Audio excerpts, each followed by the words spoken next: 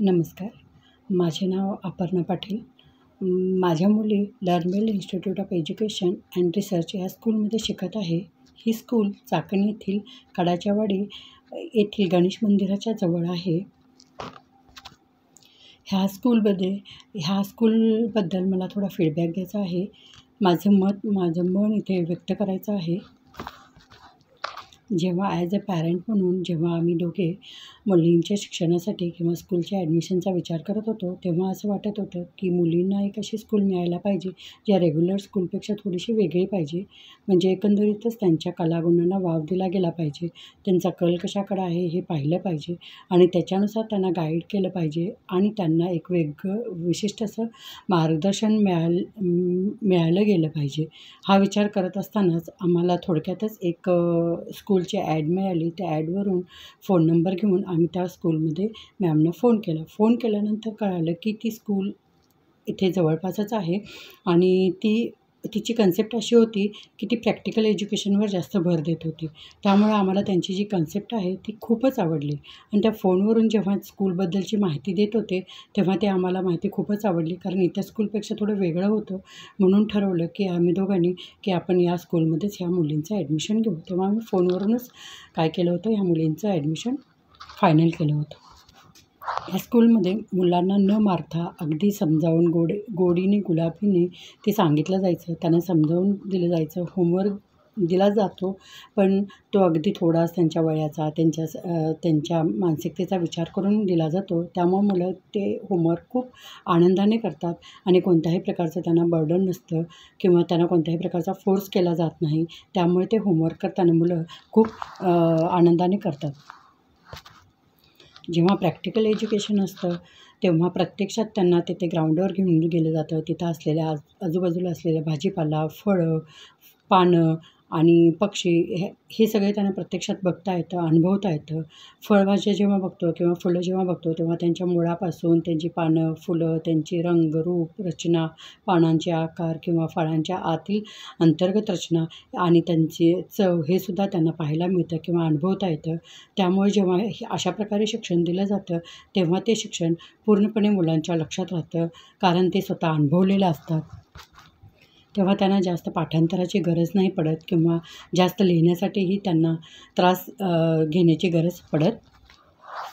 निसर्गात असल्याकारणाने निसर्गात असलेल्या फुलं, पानं, काड्या किंवा आजूबाजूची जी वाळलेली पानं आहेत, यापासून काय केलं जातं, क्राफ्ट बनवलं जातं. या क्राफ्टमधून काय होतं, आपण निसर्गाशी एकरूप होतो आणि निसर्गाचा आस्वाद घेता येतो आणि त्यातून वेगवेगळी अशी आपल्याला प्रतिकृती किंवा एखादी छान अशी वस्तू बनवता येते. त्यामुळे मुलांना त्याचा एक वेगळाच आनंद असतो आणि ते खूपच त्या निसर्गाशी एकरूप होतात.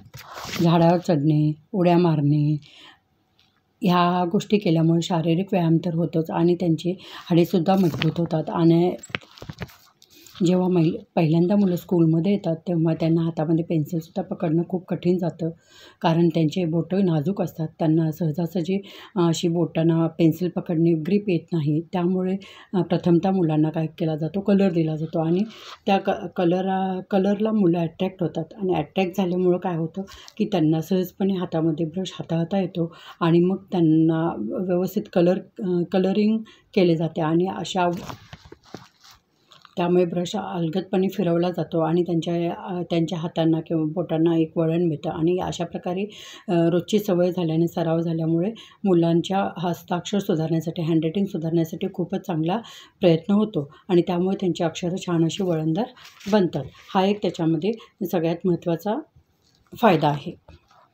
तसेच वर्षातील 12ही महिने सण असतात आणि प्रत्येक सणाची माहिती मुलांना समजणे, आपली संस्कृती जपली गेली पाहिजे, त्यातून आपल्यावर चांगले संस्कार घडले जातात. यासाठी टीचर प्रत्येक सणाचे महत्त्व ते गाण्याद्वारे, नृत्याद्वारे किंवा गोष्टीद्वारे त्यांना सांगितलं जातं, त्यांच्याकडून करून घेतलं जातं आणि त्यामुळे मुलांना त्याची महत्त्व कळतं.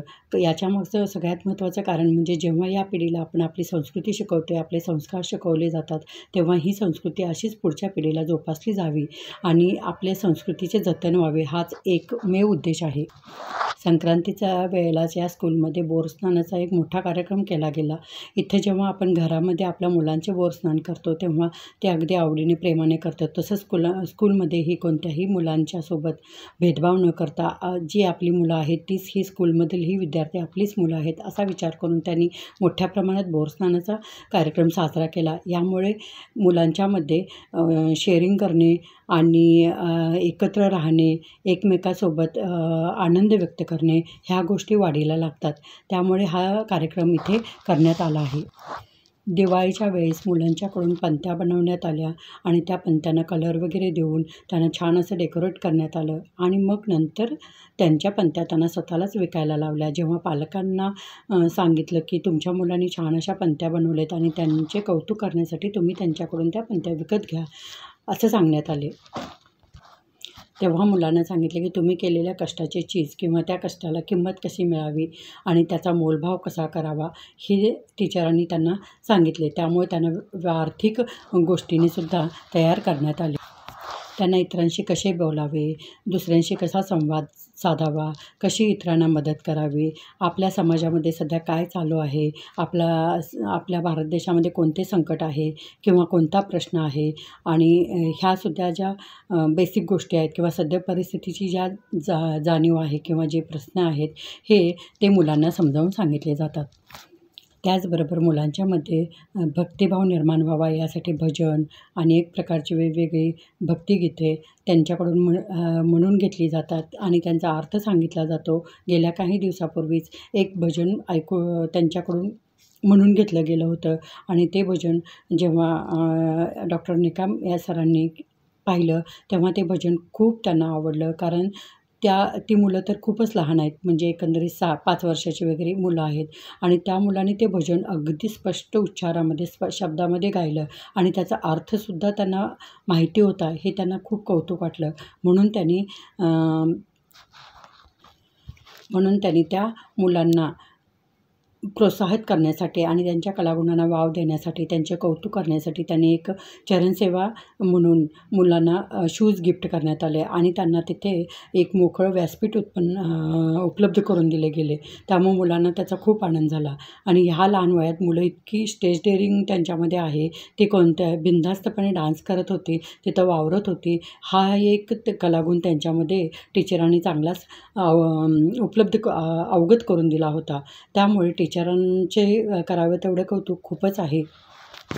तसेच मुलांना चांगले आपण पालकांनी कसे मुलांसोबत राहावे, कसं त्यांच्याशी मैत्रीपूर्ण संबंध राखावेत, मुलांशी कसे आपण खेळत राहावे, मुलांच्यासोबत मुलांसारखे वागावे यासाठी ही मॅडम वरचेवर आम्हाला काउन्सिलिंग करत राहतात आणि त्यामुळे मुलांच्यामध्ये एक बॉन्डिंग तयार होतं आणि एकंदरीत त्यांचे ऑलराऊंड डेव्हलपमेंट ह्या स्कूलमध्ये होत आहे आणि मुलं त्याप्रमाणे चांगलीच घडत आहेत.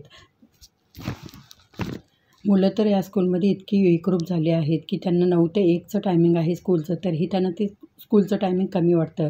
ते टीचरांशी भांडत आहेत की एक तरी स्कूलचं टायमिंग वाढवा किंवा आम्हाला शनिवार रविवारी सुट्टी देऊ नका, तुम्ही सुट्टी का देता, यावरून त्यांचं भांडण चालू असतं. म्हणजे तुम्हाला कळेल की टीचर आणि स्टुडंट याच्यामध्ये एक असं कुटुंबासारखं फॅमिलीसारखं वातावरण निर्माण झालं आहे.